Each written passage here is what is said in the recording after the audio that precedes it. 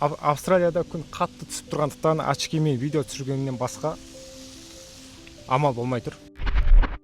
Достар, жақында мен Австралияға тур арқылы келу, виза тапсыру деген видео жарияланған. Соған көп адамдар сұрақ қойып хабарласты. Енді сол адамдарға жауап ретінде осы видеоны түсіріп жатырмын. Егер қызыққан болсаңыз, соңына дейін мұқият тыңдаңыздар. Бұл процеске мен бұрыннан бері дайындалғам. Яғни Австралияға келіп, осыдан бір жыл бұрын осы жақта жыл сайын болатын круз саяхатына мен тіркелген болатын. Ай сайын $200, $100 деген секілді салып отырғам. Соның нәтижесін қазір көруге мүмкіндік туып тұр. Және де мен өзімен бірге біраз адамдарды алып бірге саяхаттауға мүмкіндік шығып тұр да. Сол мүмкіндікті пайдаланып, мен сіздердің визаларыңызды тапсыратын боламын.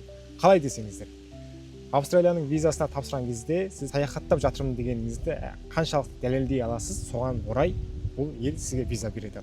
Енді мен соның дәлел ретінде өзімде бірінші қоятын боламын. Мен себебі Австралиядамын. Және де саяхаттап жатқаныңыз шынайы болу үшін өзімнің бір жыл бойы дайындалған круз саяхатының құжаттарын бірге енгізетін боламыз.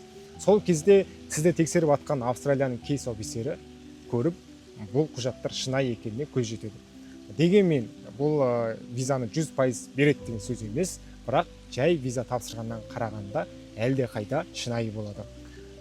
Тура осы система арқылы Австралияда көп адамдар Американың визасына тапсырған. Мен білсем, көп адамның визасы сәтті болған. Тура сол системамен біз сіздердің визаларыңызды тапсыратын боламыз. Бұл жерде тек қана 10 адамға ғана рұқсат берілген. Сондықтан қазіргі жағдайда бізде уже 6 адам толды. Енді тек 4 адамға ғана орын бар. Егер сіз Австралияға келуді қызығып жүрген болсаңыз, келіп көргіңіз келсе, қазіргі жағдайда виза тапсырудың ең бест варианты осылай болып тұр. Менің қолымнан келетін. Хабарласыңыздар. Басқа да жаңағындай сұрақтарыңыз болса, мен жоғарыда линк қалдырып қойғам.